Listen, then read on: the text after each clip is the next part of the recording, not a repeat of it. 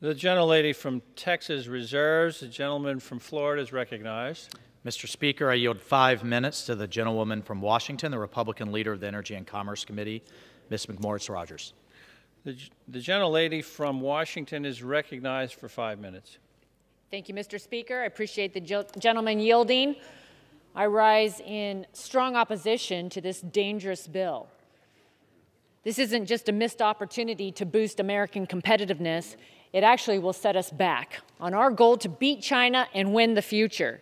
I've heard the majority say that if you oppose this bill, you aren't in favor of increasing our competitiveness against China. Yet the White House didn't even mention China in its statement of support. This is a go-it-alone approach that will actually embolden China, ignore the damage of the radical agenda that's been pushed through this Congress under one-party rule and what it has done in our ability to compete. The Chinese Communist Party tries to compete by cheating, stealing, and using their centrally controlled economy to pick winners and losers through massive government subsidies. Instead of embracing free markets and American ingenuity, this bill tries to copy that type of an approach as centralized industrial policy and massive government handouts that benefit the political allies. We cannot and we should not even try to beat the Chinese Communist Party at their own game. It's not the American way. And the United States of America has a record. Ours is one that we've done more to lift people out of poverty, raise the standard of living, cure diseases, spur innovation more than any other country in the history of the world. And we've done so by embracing freedom, free markets, human rights, and the respect for human dignity, where success isn't contingent upon the approval or the direction of the government, the federal government, where hard work, creative thinking, and risk-taking are rewarded. The approach of this bill ignores this and instead attempts to cover up the many crises that have been created in the last year under the Biden-Harris administration and this majority. Virtually every piece of this radical agenda from the last year under one-party rule has hurt our ability to compete. The war on American energy has set back our energy independence and harmed our economic and national security, while making us more dependent upon China.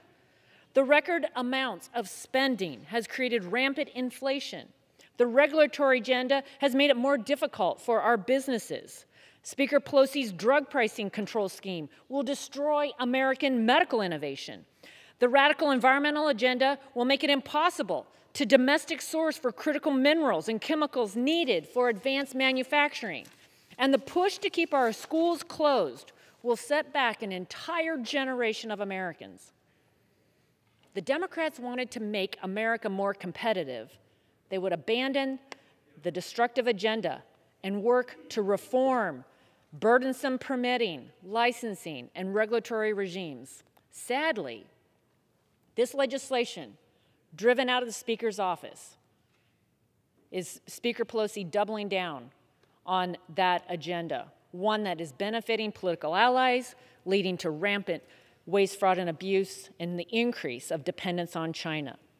You know, there were many bipartisan provisions from Energy and Commerce included in this bill, but unfortunately, the overall bill is extremely problematic. And previously, bipartisan programs that we had negotiated that would spur development and deployment of, like, for example, advanced communications infrastructure had labor restrictions attached to them that's only going to make it harder for us to lead in 5G and next-generation communications.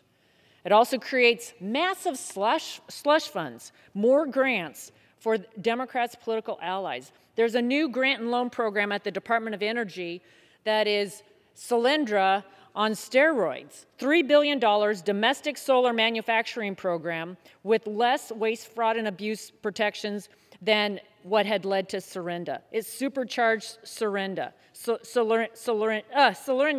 which controls critical minerals, which is would make us more dependent upon China that controls critical minerals. There's a $45 billion supply chain program that is also for their political allies, prioritizing labor unions, blue state mayors and governors and other allies over businesses and entities that could actually make our supply chains more resilient. I urge my colleagues to abandon this plan. Let's not surrender our competitive edge to China. Let's work on real solutions that will make us more competitive, win the future, and offer a better life for all. And I yield.